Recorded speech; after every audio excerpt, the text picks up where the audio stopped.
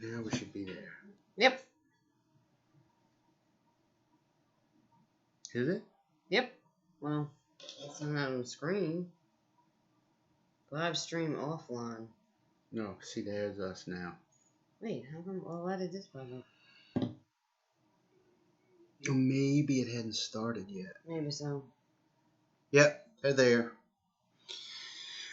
They're there. Can y'all hear us? Yeah. We wanted to have everything all right and stuff, so we wanted to like play this.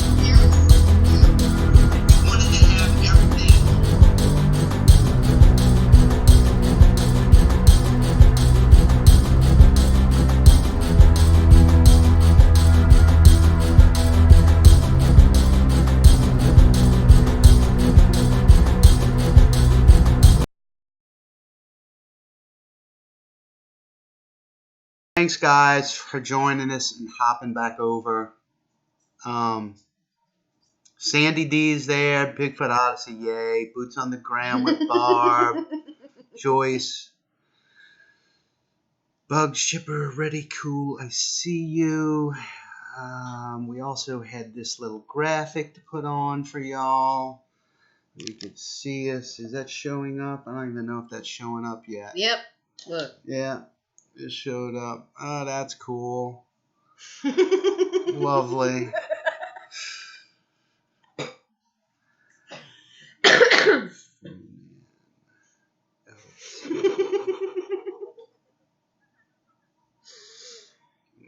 Let's see.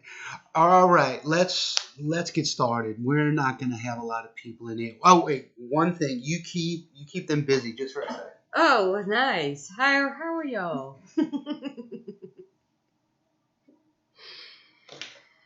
Oh boy.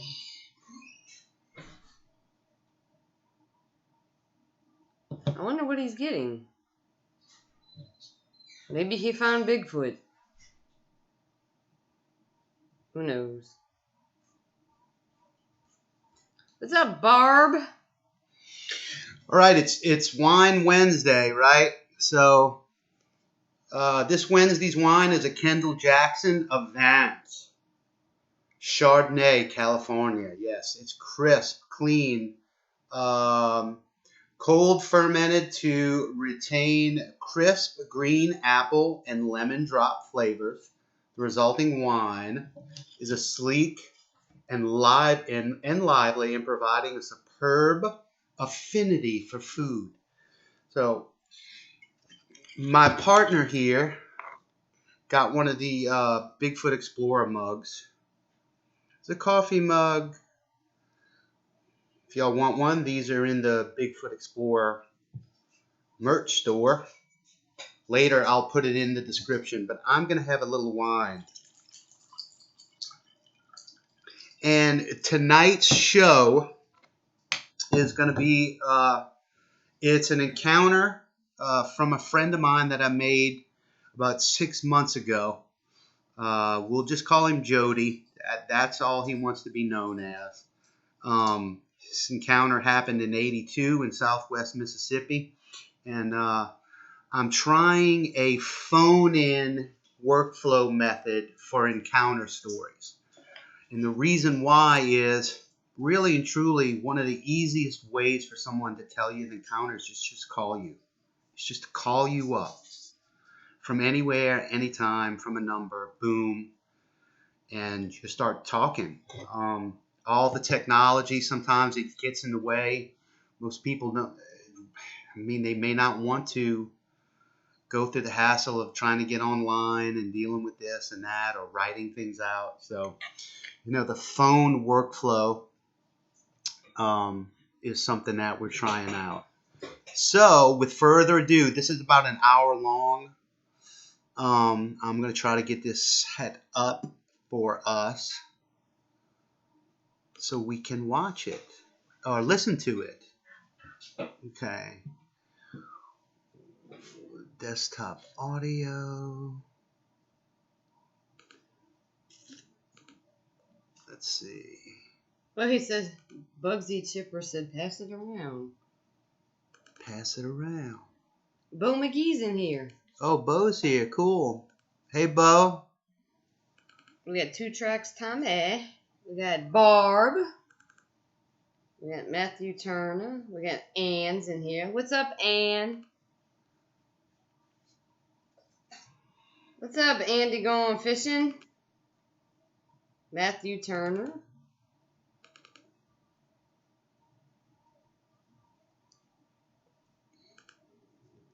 So, guys, what I did was I could have used the MP3, just the audio, but then y'all be staring at me. So I made a video to go along with it. The video has nothing to do. It's just eye candy for while we're watching.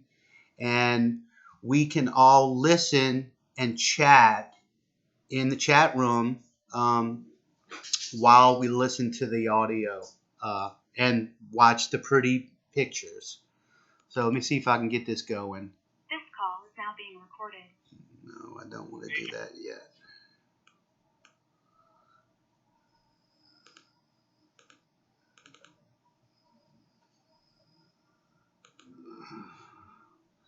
So what we're going to do is we're going to screencast, okay? And we are going to go, we're going to play the audio from the desktop.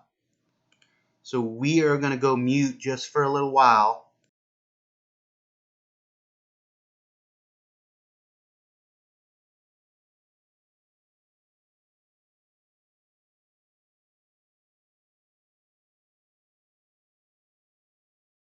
This call is now being recorded. Hey, Jody. Hey, Scott. How you been, brother? Oh, man. Busy. How you been? Same thing. Life just will not release that grip, you know? Yeah, I know what you mean. It will not release that grip. But, hey, I want to appreciate, I want to thank you for calling in and chatting with me, you know, about this. What you told me was pretty substantial in my book, in anybody's book, I think, once they hear it. But, why don't you tell me what happened a long time ago on a hunt in southwest Mississippi? Well, I want to say it was in the early 80s. I'm not exactly sure the year. Right. Probably 81 or 82. I know that it was in November and that it was the day after Thanksgiving. My brother had some friends that come over to our house, and when they got over there, they was wanting to get my brother to go deer hunting with them. Well, Yeah. he wasn't going to be off on the Friday after Thanksgiving. He had to work. So, man, I love the deer hunt, and somehow or another I convinced him to let me tag along and go, even though my brother didn't go. Yeah. Well, I pretty much, they come by the house and they pick me up. It's probably around 4:15 in the morning. We went out to some public land out in the National Forest. Back then, it was kind of rural. It wasn't a lot of private land dispersed through there, or if it was, it wasn't any kind of camps or anything around there. There was an old man who lived back in there where we went, and he had some private property, but the guy that I went with, one of the guys, he actually had permission to park on his property and walk back into the National Forest, and it's kind of an out-of-the-way place, you know, because everybody just couldn't get to it like we could. So we got there, and we parked. It's a low water bridge right there, and it was kind of rough. If we had a 4-wheel drive vehicle, we probably could have got across it because the road was really good, but we went ahead and he parked on this side of it, and we got out and got ready, and we kind of got our stuff together and eased down, down the road. Was rifle season or bow or? Yeah, it was gun season. Gun season had been open probably for about a week then, you know. It opened the week before Thanksgiving, so. Yeah. But, you know, we had, I didn't have a clue to where we was going. I was kind of relying on them to tell me where to go because, I mean, being 12, 13 years old. So we eased around and it was probably, we got about a mile back and, one of the guys, his name's Roy, he went ahead and broke off from us and went to some forest land that was kind of in the corner of the property. And, me and Donnie, the other guy, we kept on walking down the road and he was going to show me where to go. So I guess we went about another probably half mile and came to a old food plot. And had Donnie told me, said, well, go across that food plot and there's like an oak flat down through there. And he said that, go down there, find a place to sit, that the deer's been feeding on some white oak acorns that was in there. So that's where y'all split up. That's where y'all kind of split up. Oh yeah. And, I had a light, but you know, one thing about that morning, it was really, really cold and it was, you know, a lot of frost on the ground and it was kind of bright. So we wasn't using flashlights, even though I had one in my pocket. Right. And, he pointed which way to go, and then he kind of slipped off into a spot there, and I was kind of alone. I walked on down and walked into the food plot, which, you know, I wasn't afraid of the woods or the dark or anything. I was fine with it. Right. So the food plot was probably 100 yards long, and when I got to the middle of it, I mean, I just kind of had a feeling that, like, something wasn't quite right. So I stopped there for just a minute and just kind of listened and stood still. And plus I didn't want to run anything out of there, you know. I'd already walked in there, but thought maybe I could see a deer or something, you know, and settle in. But anyway, when I stopped, it was really, really quiet. There wasn't any kind of sounds. It was just a light breeze blowing. So, walked to the far side of the food plot, and when I got there, it was still dark, but in the woods, you know, it was darker than on that road and in that field.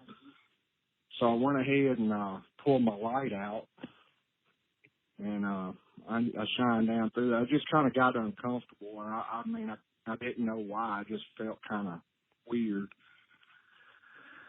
So I went probably a couple 100 yards off in the bottom, and by then it was kind of getting kind of hazy gray right before daylight. I found a pretty good sized oak tree there that I could lean up against and sit down. I cleared all the leaves away from it, and I sat down there. And I didn't know exactly what the area looked like, so I was going to let it get light a little bit if I decided to move or not, or if I wanted to stay there, and I was as good as any. So I got settled in, and it started getting light, you know, and I could start seeing better. Right. And I noticed I was actually in a pretty good spot. There's I could see some rubs on some trees and stuff through there, and up the bottom from me, probably 70, 80 yards, there was some little finger ridges that came down into the bottom. To my left, it was real thick. It was probably, I'd say 12, 15-year-old cutover, just thick. And then, that's thick stuff. Yeah, briars and everything. And kind of out front of me, you know, it was just kind of an open flat there with some cane in it, but overall, you know, you could see a good ways up the bottom. And then to my right there was a creek. I could see where the creek was cutting through there. I wasn't right on the edge of it or anything. It's probably 60 or 70 yards from me. Yeah, that's pretty close. Yeah, but I got settled in, and I mean, one of the things I like to point out right now is that, man, you could not move through that bottom there with all the oak leaves and things that was there with that frost on top of them. I mean, it was just noisy. Yeah, leaf litter. Yeah, it's loud. Oh yeah, yeah, it was loud. So that's kind of important in my story. But anyway, I sat there and I noticed. I mean, it was a pretty morning, and noticed the breeze was blowing in my face. It wasn't real strong or anything, but it was a steady breeze blowing, hitting me in the face, so I knew I was pretty good there. Right. And I got to looking, and I caught movement up on one of the little finger ridges dropping down, and I could make out, you know, first I picked out like an ear and then a leg, and then I noticed it was a deer. And got to looking at it, and I put it together after I was, you know, focusing on it. And the deer took maybe a step or two, and it was kind of skittish acting. And it was actually looking in my direction. So I sat there still, and I knew he wouldn't smell me with the wind blowing the way it was, so I watched him. And the funniest thing about it is that deer actually took a step or two back without turning around, and I've never seen one do that. I've never seen one do that before that or after to this day. And it was just strange. And then when he took those couple of steps back, he was kind of head bobbing. And then, I mean, he just whirled and he shot out of there like he shot out of a rocket going the other way. Well, I was sitting there, and I was kind of trying to figure out what in the world happened. You know, I knew he didn't see me. I wasn't moving around, and I knew he didn't smell me, but he was spooked. And about that time, I actually started hearing it was breathing sound is what I heard. What did you hear? Breathing? Breathing. It was real raspy breathing. I could just faintly hear it, and you know, at first I thought that it was me, that I was just, you know, kind of had adrenaline pumped up and I was breathing hard, but then I kind of, you know, being a kid, I guess I kind of held my breath and tried to slow down the breathing, but it started getting louder, and I was like, what is that? And I couldn't course it. I mean, but I mean, it was just heavy, raspy breathing. And all this time, I never heard anything walking or heard any other sounds. And then, you know, I noticed all morning there wasn't any kind of like regular sounds like birds or anything like that either. It was kind of dead other than that breeze blowing. Well, the breathing got louder and louder, and I started kind of freaking out a little bit, and it was coming from behind me. You know, I picked it up, and the tree was wider than my shoulders, so I would turn to my left and my right, but you couldn't see around the tree without having to lean out. And I was kind of didn't want to lean out. I was kind of nervous about what I was hearing. So I looked back over my left shoulder, and the way the sun was, it was hitting that tree that I was leaned up against, and I could see my shadow where I was sitting there, and I saw the shadow of a tree, and I saw a shadow of something standing probably 3 or 4 foot off of that tree. And when I saw that shadow, I was really, really, I guess, scared then, because I had no idea what it was. Well, when I saw that, I guess it was kind of a flight reaction that I had, because I jumped up to my feet and went around to the opposite side of the tree. And, I mean, that thing was standing probably 5 or 6 feet from me. And it was just Face standing to- there face to face? looking at me. Do what?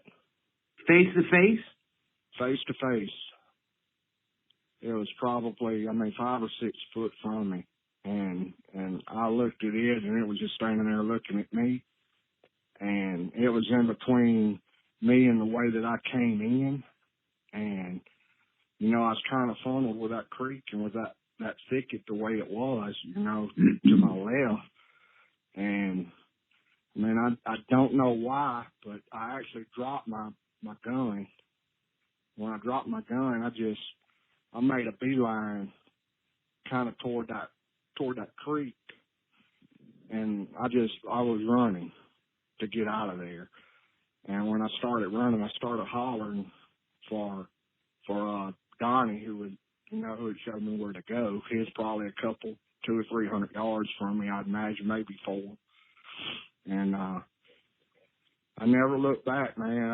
I ran and I got to that food plot, and when I was almost all the way across the food plot to the other side, Donnie come walking down, and he's like, what's going on? What's wrong? You know, he thought something happened to me. And I told him, I said, man, it's something down there, and I don't know, you know. And he could tell I was scared, and told me to slow down, tell him what happened, and I did. And he kind of looked at me and said, "Oh, you saw a bear probably." I was like, "No, man, this was not a bear. I promise you it wasn't a bear." And he said, well, he kind of started getting a little nervous too, because I could tell I was worked up. I said, I'm going back to the truck. I'm ready to go home. And my gun was laying down there where I was at. I had left it. And so he that's pretty scary to leave your gun and not care about it. That gun was the least of my concern. Right.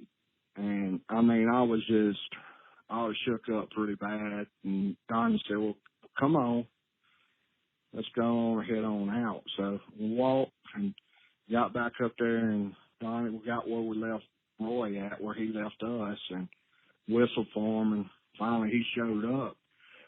And Donnie told him kind of a little bit of what I told him, and he just kind of looked at me kind of funny, like, you know, you probably just seeing things, or it was a bear or something like that. And he said, we need to go back and get your gun. And I was adamant about not wanting to go back down there and get that gun. And I told him, I said, right. you don't understand what I saw down there.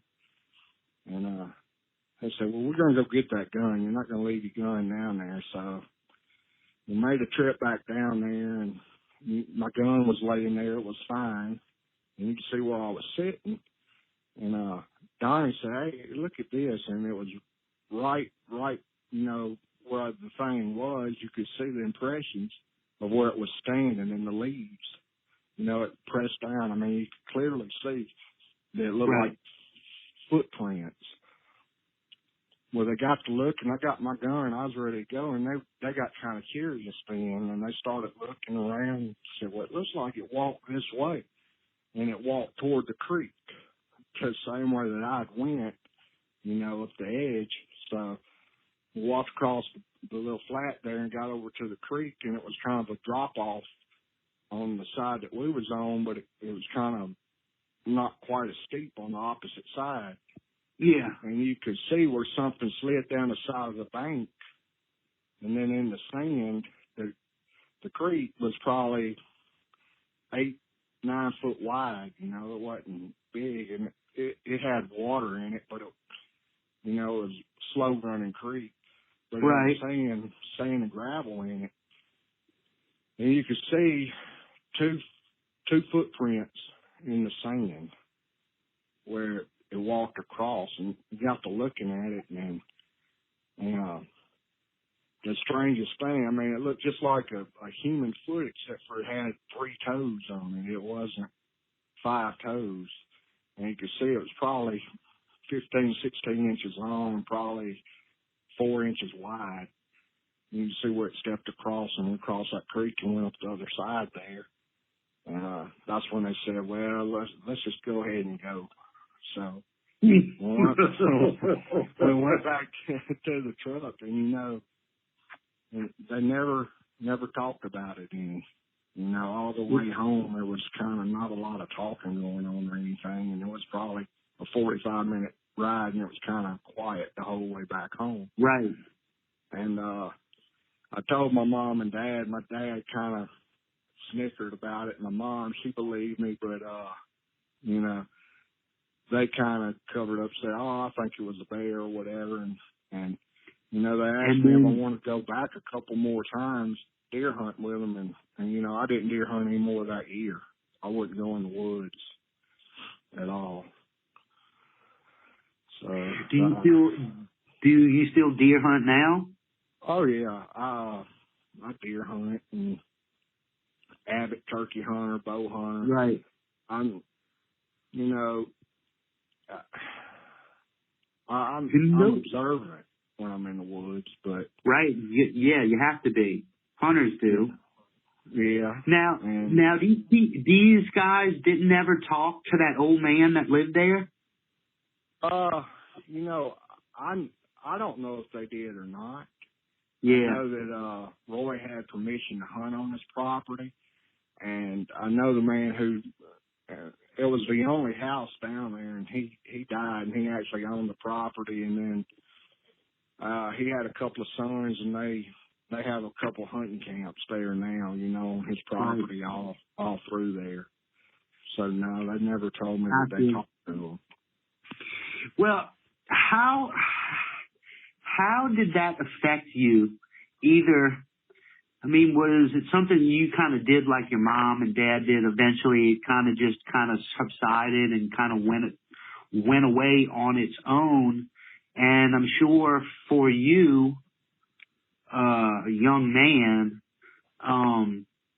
perhaps there were thoughts that lingered, or no, you put it out of your mind, or do you ever think about it still when you go in the woods? I've never forgot about it. I've always, I think about it a lot.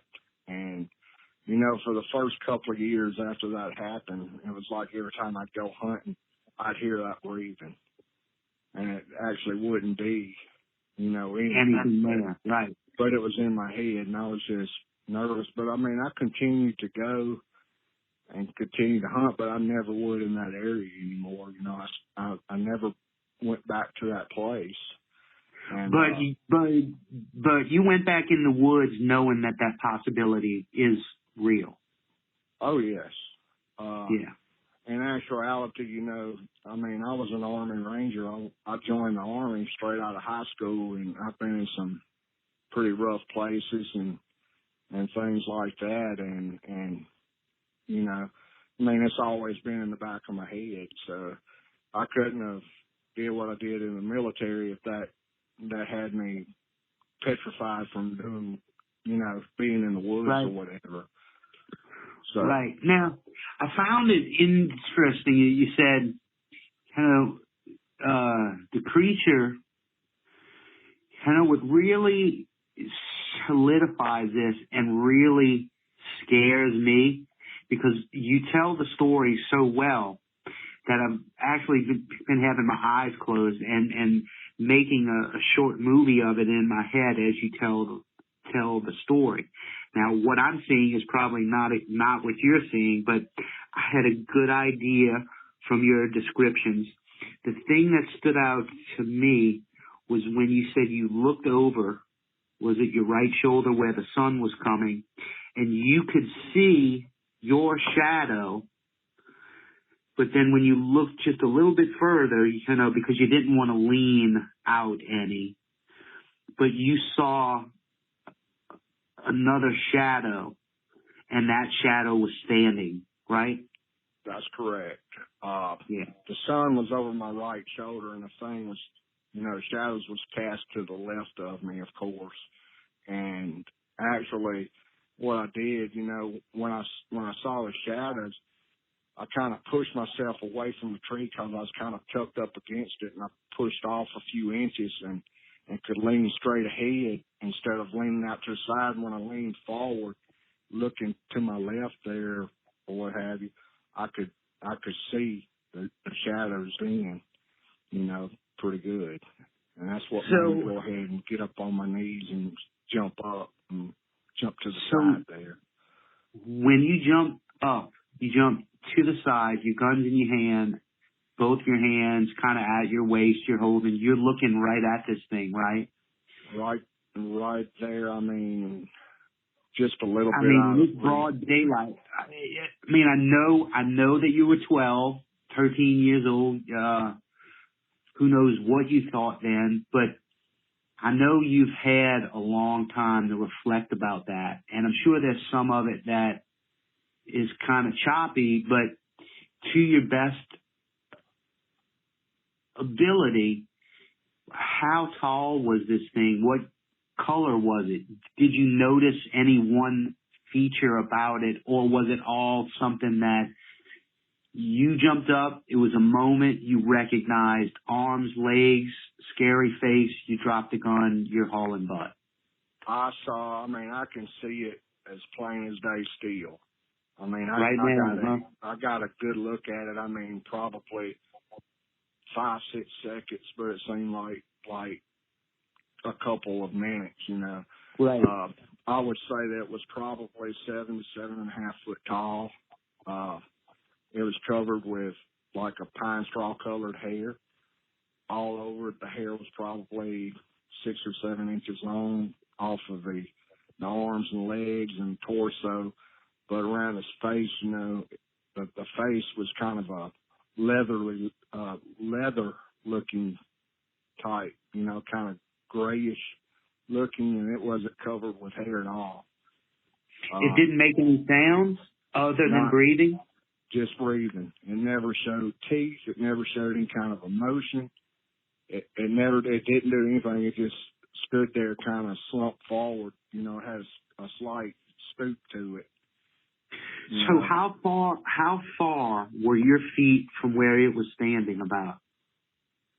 My feet for me to it, I'd say it's probably 5 or 6 foot from me.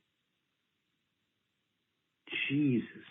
That's almost arm's length. That's 2 arms length. Unbelievable. Yeah. I saw no white in the eyes.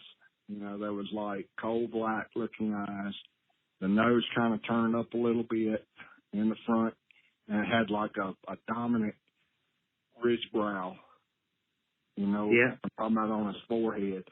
The biggest thing that sticks out to me to this day, even when I saw that shadow and when I saw it itself, was the length of the arms it had. The arms was hanging straight down by his side, and they actually hung below his knees. And, did you notice whether, and I know this is nuts to ask you this because you're a scared child, but us, we're always trying to think about what maybe I saw. I've had years to analyze what's been in my brain. Do you remember seeing it like its knees bent? Like it had a bend in its knees, or was it standing like knees locked? Straight up. I couldn't tell you that for sure. Yeah. Just wondering. Yeah, because most of my focus, was on the face, because was making eye contact. Right. And I just picked up on the things that really stood out to me, and it was his arms, and he had fingers and a thumb. And unbelievable, and you notice that. Here's a good question for you. What was the time elapsed from when you noticed that deer do that odd backup trot and head bob from when this happened, when you saw the creature? Well, within 3 or 4 minutes is when I picked up the breathing, So I would say from the time that the deer left, and then I kind of rationalized what was going on, playing in my head what happened to make the deer do that. I picked up the breathing sound, and it got louder, and I'd say that the lapse time between then and to when I actually saw the thing was probably 5-6 minutes. Right. Now, So, the gun was in the exact same spot when y'all went back. It wasn't like fooled with. yeah, it was right where I dropped it or threw it or whatever I did with it. I can't remember if I just dropped it there or slung it and took off running. I don't remember that. Yeah, kind of like when you hit a baseball, wherever the bat goes, it goes, you know. Right. So, it's an unbelievable encounter, and I appreciate you sharing it with me and the folks here at Bigfoot Explorer. A lot of people we somewhat talk to or we don't talk to or what we're hearing, especially here like in the South and Mississippi, especially in Louisiana. I've talked to folks who just say, you know, they laugh at me when I say, well, would you like to come on and tell the story? They'll sit and tell you their story, but they'll laugh at you when they're like, no, I have no desire to tell my story. And it's mind-boggling to me here in the South. I think there's more people who have seen these creatures who just, whether it's just maybe somewhat normal for them or it's something that they just don't want to speak about. Old ways, whatever you want to call it. But something about the South, especially here in Louisiana and Mississippi, people have seen them, and it's happening, and it's still happening, but they're just reluctant to talk, and that's why I'm so thankful that you talked with me, you know. I appreciate it. Well, I mean, I can tell you that, you know, I've never not want to talk about it, you know. I mean, even I went home and told my mom and dad about it. Brothers, sisters, I've never, you know, I've told other people about it, and, you know, some people laugh, and, you know, it doesn't matter to me. I could care less what they believe, you know, I just know what I saw, you know, but the thing about it is when I tell that story, you'd be surprised at the other people that's standing around in a group, and we just talking and carrying on, and then after everybody kind of disperses off, somebody will come up and say, hey, man, I saw something too, and they'll tell me what they saw, you know. But it takes an army really to come together and really solidify what people are seeing, you know, to have the courage, I guess. Right. And then, you know, the thing about it is that you know, I get asked, like, I get people kind of joke at me and poke fun, some of them, and say, well, you know, how come you don't have any pictures of it, you know, any clear trail cam pictures? How come you don't have any evidence of one dead or, you know, anything, any solid stuff? And all I can tell them, man, is, you know, I can't answer that. I don't know why. I don't know why there's 3 pictures and why people, you know, do whatever they do. All I can do is say what I saw, you know, and there was no mistake about what I saw. You know, and I try to tell them, you know, you think about it, that every American Indian tribe in this country had a name for this thing. That's exactly right. And, you know, back then, it's not like you jumped on in a car or on an airplane and fly from the East Coast to the West Coast and talk about it. So, I mean, these people had no contact with one another, a lot of them. But yet they still was saying the same thing, you know. So. And there was no written language. So, you know, there's so much about their history we'll never know. You know, there's paintings, but there's no real written history of the Native Americans, and I know, I think they just lived alongside of them. That's what you know, they learned to live with Mother Earth and everything that was on it. Right. I mean, and again, you know, I can't stress enough that each one of them had a name for it, you know. Right. And I mean, when people talk about Bigfoot, Sasquatch, the first thing they think about is Oregon, Washington, but, you know, I mean, there's a deep history down here in the south of them also. You know, I don't know, it might be, I don't know if they're different. You know, I imagine the ones in the Pacific Northwest that I've heard about, you know, they all seem to be really, really big, bigger than Right. the ones down here in the south. And then, I mean, I don't know. I'm not a researcher or anything. Well, what's funny is the South always gets a bad name, right? Because this is what it seems to be.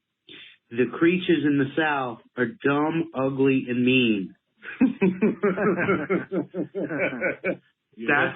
That's kind of what I get from people. I don't know if it's just a Southern thing or maybe there's some truth to it. I don't know, but do you have children? I do. I have Do two they stepsons. do they know of it? Do they know of the encounter? I don't think my oldest one does. My wife does. You know, my youngest one, I don't know if he does or not. You know, we've never really talked about that too much. Right. Well, how? I know I keep going back to this, and maybe I'm just getting deep about it, but I am a deep guy. That's part of why I got into wanting to know more about Sasquatch here in the South, because I, like you, believed it was out west. It was in Canada, British Columbia, Oregon, Washington, North California. If you'd have told me that they were here in Louisiana and Mississippi, I would have laughed. And then, you know, it took me hearing Kerry Arnold's encounter on Sasquatch Chronicles, and then come to find out that encounter that he had was about 12 to 13 miles from an area that I hunted for like 15 years, and I knew that area, and so I had to talk with him. And after I spoke with him, you know, it doesn't matter really. It's just you can smell BS a mile away. Most people can these days. And what happened to him was terrifying and disturbing, and he carries that with him till this day. So I can't say that there is one, but I believe people like you and Kerry Arnold, because I believe that soul. I believe you. I believe him. And those types of people, there are more good folks out there who've heard these creatures, and, you know, whether it's a handful of people, a few 100,000 here in the South, whatever that number is, they're not wrong. Right.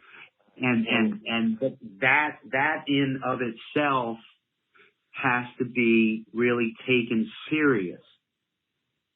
Yeah. I think, anyway. Well, you know, up into the point that happened, I had no idea of anything about Bigfoot, Sasquatch, none of that stuff. I mean, no prior knowledge, no interest in it. Right. Never even thought about it. And it was still a while after I actually saw it. I just kept saying I saw something. I didn't classify it as a Bigfoot or Sasquatch, but, you know. Yeah, it was a monster to you. Yeah, I mean, it was I just call it a thing or a creature or whatever. Yeah. Yeah. Yeah. So, I don't know. You don't remember any type of odor or anything. Of course, when you were looking at it, the wind would have been at your back. You wouldn't have smelled it, I guess. Yeah, it was blowing in my face, but right. You know, I mean, I've heard several people, you know, say they smell them, but I never smelled anything. And what was eerie about the whole encounters, I think that from the time that I walked, I think across that food plot, I think it was watching me, and I think that's why I had that feeling come over me. And I think that's why it was so quiet coming up behind me. I mean, I never heard the thing walking, ever. And all those leaves were like crispy potato chips, and you never heard it. That's unbelievable. That's why I was emphasizing in the beginning of the story about the frost on the leaves and moving there without making. But the only sound I heard was that breathing. And had I not heard that thing breathe, I don't know if I would have saw it. You know, I mean. Do you think it was breathing like it's normal breathing, and the fact that it was close, that's why you heard it? Or do you think it was the same distance it was, but it was breathing louder to get your attention? No, I think it was, in my opinion, I think it just breathed that way. You know, I don't think that it made itself get louder. Actually, I think what it was doing was walking up on me. And I think that I started hearing it as it was coming up closer to me, and it started getting louder as it got up there. And then, I mean, it was just unmistakably loud. It was really deep and raspy. I mean, it kind of like a moan, or just like air? Like air. It was like, you know, that heavy breathing, but it was much louder than what I could do it. I mean, it was just, you could hear the rattle in the breathing. That's what stood out to. So it was like a lung, you know, the size of our chest cavity, one lung, making that sound. Imagine what two would do. Right. I mean, it was, and you know, again, I think I actually heard it breathing at a distance. I don't know how far away it was when I first started hearing it. But, I mean, when it got close, I mean, it was, like, really, really loud. Right. Now, your brother, who didn't get to go, he was older than you?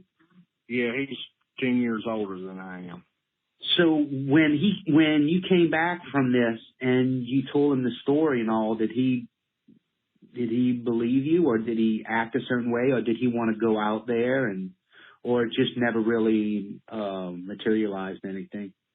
Well, I mean, he actually believed me, and he didn't make fun of me or anything like that. Right, good. I mean, he never like wanted to go out there. I mean, he hunted some, but he's more of a fisherman, and he didn't hunt a lot. And I mean, he heard the story, and we talked about it a little bit, and then that's the end. And then several years later, you know, the conversation might come up. It comes up again. Right. Yeah, I thought maybe like, I know, he was this big hunter and he didn't get to go, and you got to go into his stead, and you come back and, you know, essentially you've seen a Sasquatch, and he's like, what? But no, I mean, he wasn't like that. You know, he could get up, go hunting in the morning, or he could do without it.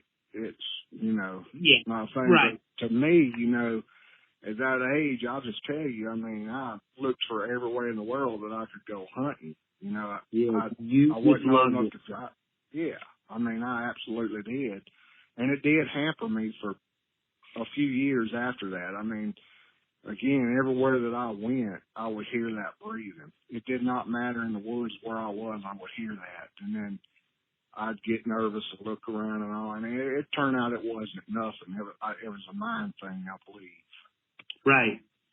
But still, you can't not go through that. I mean, I can remember being young and watching a scary movie, whether it be like The Howling or the Silver Bullet movie or something scary with a werewolf.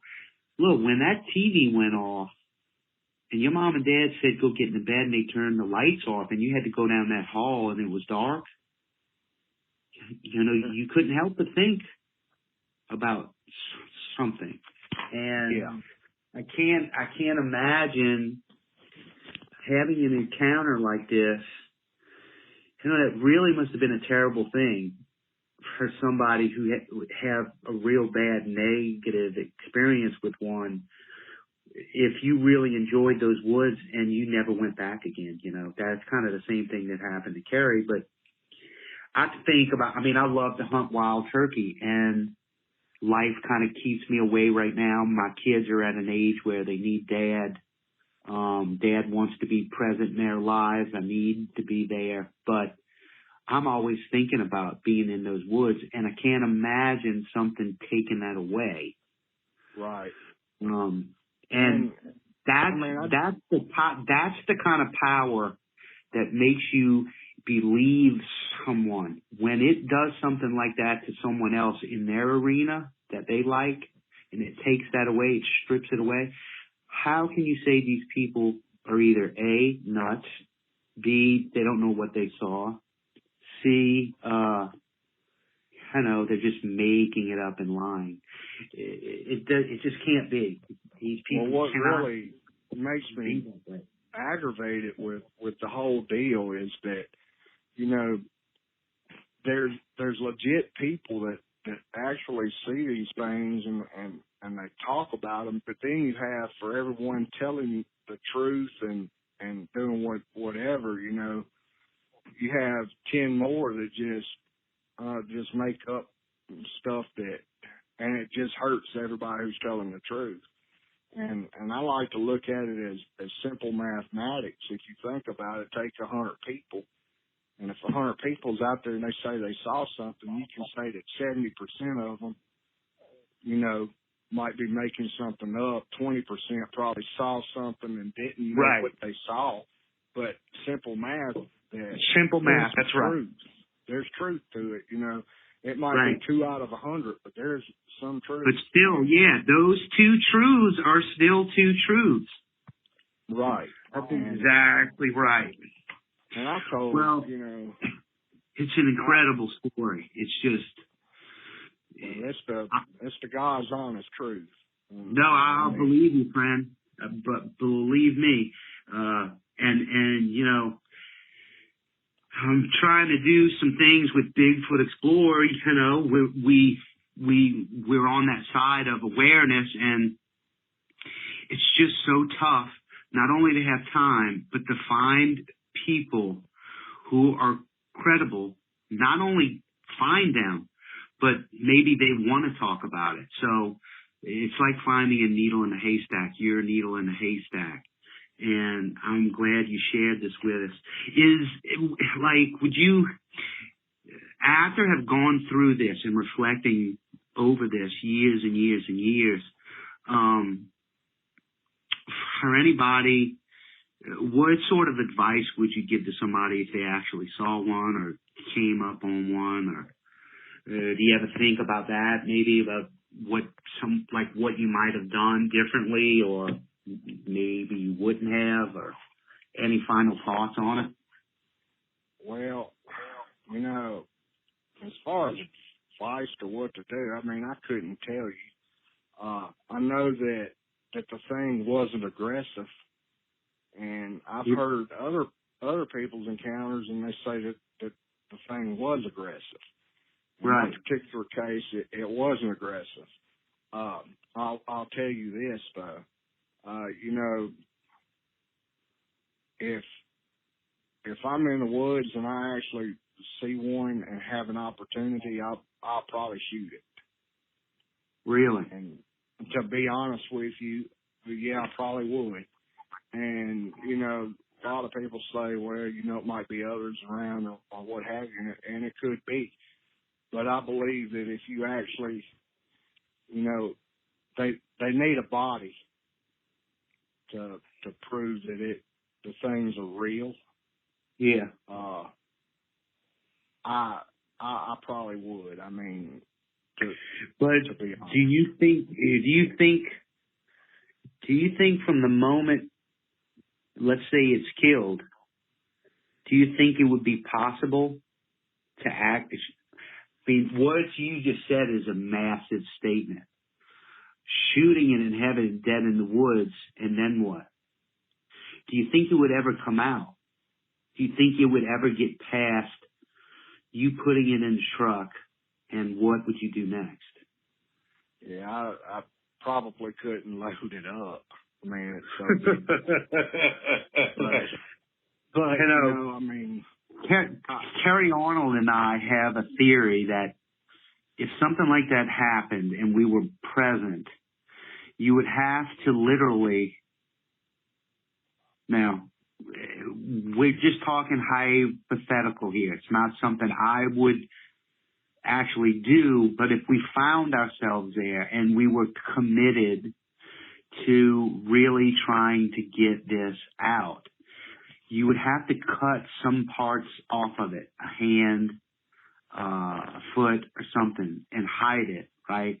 And then you'd have to put, and Kerry and I, he's the one that really came up with it, but you'd have to throw it in the back of your truck, hide it some sort of way, and you'd have to drive immediately from the location of where you, I don't know, towed it out the woods, drug it out the woods, but you'd have to drive to like someplace like Fox News and literally almost drive your vehicle into the building for someone to come there, and you have to throw it out on their doorstep. right. You know, it feels like, now as asinine as that sounds, it almost is like there's no other way that I'm in total agreement. And in my opinion, and again, since you're talking hypothetical and we're just sharing opinions, right. I honestly believe that there's people in the government. I'm not a conspiracy theorist type person, but I think that they know about them. And I believe that if you called like wildlife and fishery, or if you called the police, the local parish, right? I think exactly. I think it would disappear. Yeah, it's over with then. Exactly. I'm in total agreement with you there. So yeah, well, it'll take a lot to get to that moment, but you know what's crazy though? Look how close you were to not only the creature, but you had a rifle too. Well, I had a shotgun. Shotgun. Yeah. Well, who knows what that would have done? It might have just made it mad. But it's how many people, and I'm not condoning the killing of a Sasquatch at all. Right. If I was out in the woods and I saw one and blah blah blah, I don't think I wouldn't want to shoot it. Right. And that's just me. That's just me. But what I'm saying is, how often is a weapon that's capable of bringing something out in the open to be the discovery of the century? I mean, how many times has that possibility been closer than 1% or 0.1%? I mean, you literally were that person for a moment. You were the closest that anyone's ever been to possibly shooting one. And regardless if it was birdshot, slug, doe, buck, a lot of people say, oh, they just run away or they killed you, blah, blah, blah, right? But, you know, the potential was there that it could have been killed. And that's not to be taken lightly. That's not just to be thrown away, that encounter, just to be thrown away and discarded. And that's why I was so somewhat, it was important to me for you to tell your story, because I think you're a good man, and I think you're honest, and I know damn well you saw it. Yes, sir.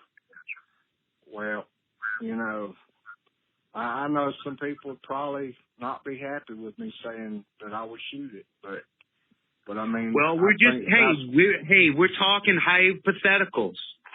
We are just talking, and it's a free world, and that's fine. But it's okay to say that. At that particular time, the thought of shooting it never crossed my mind. Right. Because, I mean, Why would it? You were in fright. That's right. I was just ready to leave out of there, but, you know, and I don't know.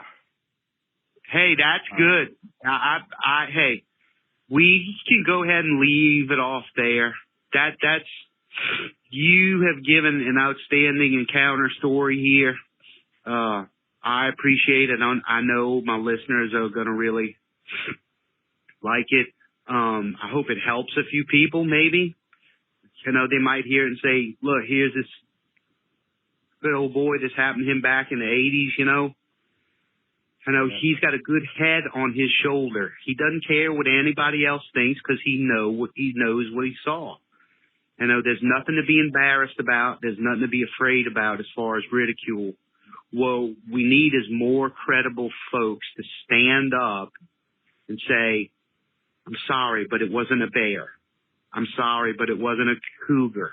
I'm sorry, it wasn't an alligator. It wasn't this or it wasn't that. This thing was black or brown. There were arms and legs, and it looked human somewhat, or like an ape. You know, how do you not, and yours was in daylight. Yours was, yeah, it was bright, sunny, broad daylight. Yeah. I mean, it's no mistake. Hey, what time was that in the morning? About? I'd probably say 8:30, 8:45, somewhere along in there. Damn, boy, you got, that's unbelievable. Unbelievable. Well, I can tell you, I'd have messed myself, man, I think I'd have messed myself if I'd have seen something like that. I'm just being dead honest with you. It's scary. 12 years old. Yeah. That's enough to be something so disturbing to lose bodily functions. That's the truth. Well, Jody, my friend, I appreciate it. I know it's 10 o'clock on your Friday. You'd probably rather be doing something else, spending time with your kids or lounging or, I want to thank you again for coming on and talking to me. You and I share the same passion for hunting wild turkey. I hope we can, come together one season or two or just have some good stories to talk about in the future. And who knows, I may one day be telling you a story about a Sasquatch. I don't know. I mean, I don't go wishing for it, but, I do look for it. So, yes. I appreciate it and I'll be in contact with you. Okay, well, I appreciate it too. I hope it helps somebody. I don't know. I mean, again, on a final note, you know, on a final note again, there's, you know, I don't care what people think. I mean, I'm just telling you, without a doubt, 100% that there's something out there, you know, that it's real, man. That's all I can say. And it's in Southwest Mississippi. Yeah, it was in the early 80s for sure.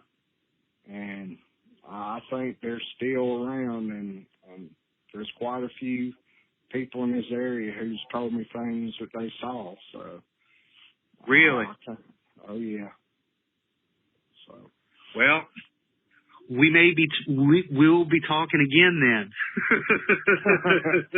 Yes, sir. Yes, sir. But I appreciate it. I'm glad you gave me the opportunity to tell you my story. Yeah, we've been wanting to do it for what, about 6 months, 5 months, something like that. I don't know, but life's got a way of distancing us sometimes with priority, and you know, we all need to get back to being humble and being more godly and neighborly. I know that's where I wanted to go as far as the people. Now it seems so bad. But as for another story, hey, look, yeah. I'll call you right back, okay? All right. Okay. Thanks, Jody. Bye-bye. Bye-bye.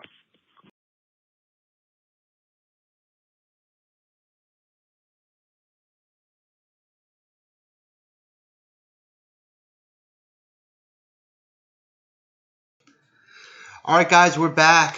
We're live and we're back. Can y'all give me a thumbs up if you guys can see, if you can see me, if we're back? Did we transition from the video back to live feed? We can hear you. Thank you, Bluesman, Squatch Chaser. What do you guys think about this?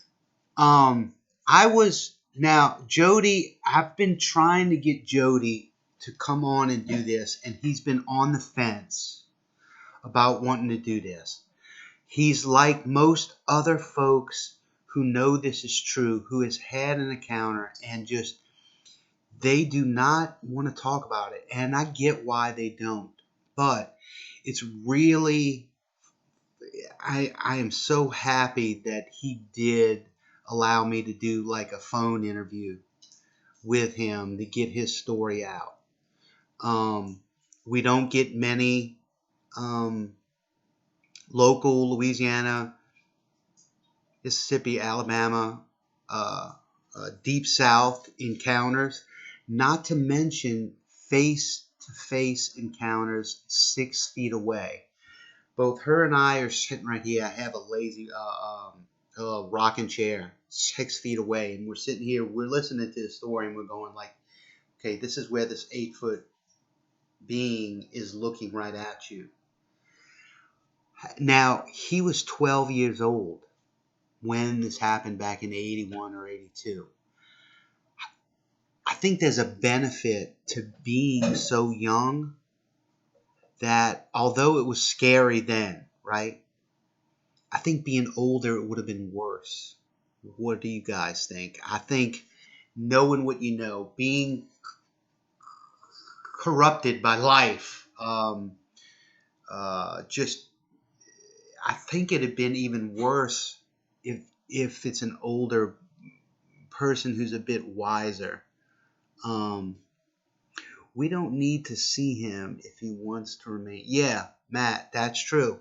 He wanted them to remain anonymous. And the good thing about this is I figured out a workflow where we can record our phone conversations and you present it this way. Let me know if you guys like that format where we come on and Boom. yeah, Bo McGee, who is a silent voice, he's not on a lot, but he's in this chat here with us. He's watching. He's also a part of Bigfoot Explorer. Bo has had an encounter at Kerry Arnold's site before Kerry had his encounter. And Bo, if it's all right with you, we may do the same thing. We may do a phone interview call, or if you're up to doing a live stream, I'd be glad to help you out with how to do it, and you can come on and we can discuss yours as well. I'd love to get you on. Anne thinks it'd be scary to be a kid. Maybe so. I just don't know. But it's something about his encounter, about Jody's encounter, that is so strong there. How this thing snuck up on him on a morning where the leaves were all over the ground. It was dry. It was crisp. Sorry. Somebody said I had nice muscles, Matt. My partner in crime. Matt, you crazy. Show them off, baby. Guns, bro. Guns. Sorry Hey, to interrupt. look, we don't take ourselves seriously. Y'all know us. We like to joke around. There's nothing. I like the improv. Look what Rick said. What did Rick say? He said, Who can jump the highest on the trampoline? Yeah, Rick's dying for us to go do a live show on the trampoline. Ever since that night that I had a little too much and I went and jumped on the trampoline and I did the punching bag. Yeah, the bag. Yeah. Booger. Yeah, he's dying for me to go get back on the trampoline. Hey, we might do a trampoline session.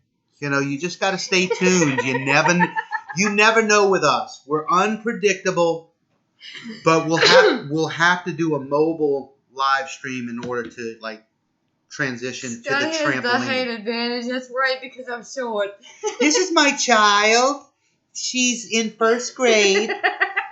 How was school today? You didn't eat your lunch, God damn it. No. Eat your lunch. Oh, God. Oh, Andy said, please wear your shirt. That's when you came with no clothes on. Wait, what? What is she talking about? The video that you did with no shirt on, remember? Oh, yeah. I don't know why everybody was freaking out. You could see my shoulders and a little bit of my chest. And they were going, oh, man, he's naked. Oh, my God, he's doing a live stream naked. Oh, my God. You never seen shoulders? Come on. Anyway, wait. Please wear your shirt, Scott. Wait, Booger said it. Watch out. I hear the little people are mean. I'm not mean, Booger. I'm a nice person. No, Mad Matt. Mad Matt, you're awesome. I love you. Look. Yes. No man boob action. Well, I had the man boobs lower, so it was just like from right here up. I mean, it wasn't bad. It's called moobs. Moobs. You heard it here first on Bigfoot Explorer. That's right. Man teats are called moobs. That's right. Remember that one, right? Manscaping. Oh my God, this is getting nuts. Interview on the trampoline. Yes. Interview in the trampoline. That may be coming to the Bigfoot Explorer live stream near you. What happened to the Wine Wednesday video? We did the live. Where were you? We presented the wine. This is the Kendall Jackson Avant. Fresh, crisp, and clean. I read the whole back. You'll have to go back to the beginning of the video. I did it for you. This is a new white wine. It's empty now. Rick said rubes. Rick. Dude. Rick is awesome. Rubes. Rick, Matt, and Gordon. Good. Yeah. Y'all good people. Yeah, y'all are good people. I'm so glad we have our little crew. The little crew that we broke a record. We went beyond 8 people in the chat. We had a total at one time at 38. Yeah. So that's a milestone. Bigfoot Explorer is going to be branching out a little bit, and we're going to do the tech videos. I really want to get back and start doing my research and stuff. School's out now, so we are like itching to go back out to Jody's place. That's the place that we have to go research. So now y'all know the backstory of the Wade Capital. See, Jody didn't know if he wanted to say his name. So we came up with a name. Just because I'm an ass, I came up with Wade Capital. And he started cracking up. And I started cracking up. He's like, yeah, Wade Capital. I don't like that name. And then when we decided to do the phone call, he said, you know what? You can use my name, Jody. Just don't use my last name. And I don't want to go live. So Jody is Wade Capital. Wade Capital is Jody. Bye, Matt. So thanks, Matt, for coming. I appreciate it, man. I really do. You whenever I see your eye icon, it always makes me smile. And you're always there. I really appreciate it. Look at Barb. What's up, Barb? Have fun, guys. Back to work. Right, Matt. So, look, next Wednesday, we're going to be doing, I have a Google Earth Bigfoot encounter map file that I have acquired from several sources. And it's across the entire United States. Rick, stop. So, if y'all want, next Wednesday's Wine Wednesday with Oh. Bigfoot Explorer Live, we're going to show you how to get your own mapping system going. It's free, and you can get going with it. And if you guys are interested in getting the Bigfoot Encounter Google Earth data file, which is a KMZ, I'd be happy to share it with you. But you got to tune in next Wednesday. And we can also, anybody in the chat that says, hey, let's go look around my area, it doesn't matter in what state you are. All these encounters are in the United States. They range from, I think, the early 1900s all the way until now. So you can go back in time and see when things happen.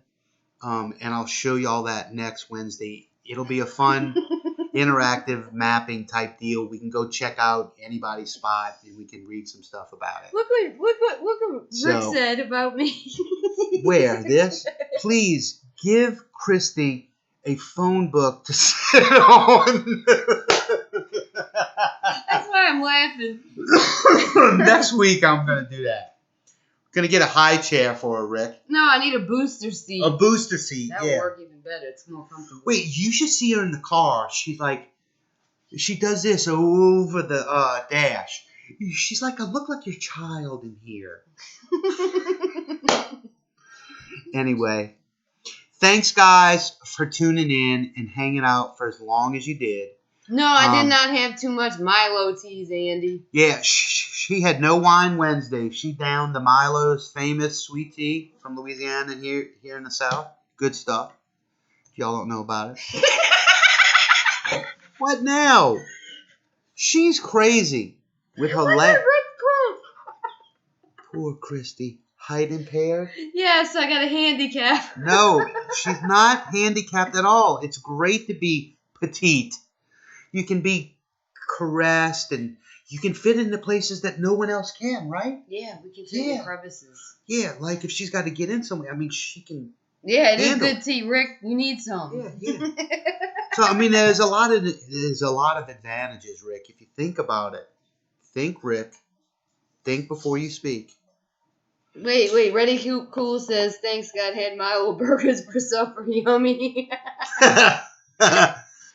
Oh, God. Thanks, guys. I enjoyed it. She's vertically challenged. Hey, Kyle, no hard feelings, dude. We just don't bring up politics. And, look, we just stay on the subject. And we and no, I'm not vertically challenged. I'm horizontally inspired. There you go. That's right. Right from the horse's mouth. Take that. Take that. You like them apples. You should put her on the drone and give her a camera. Maybe we'll come find you, booger. Who was that show, the Darby O'Gill and the Little People? Rick, do you remember Darby O'Gill and the Little People? No? Yes. Am I the only one showing my age? Huey Long.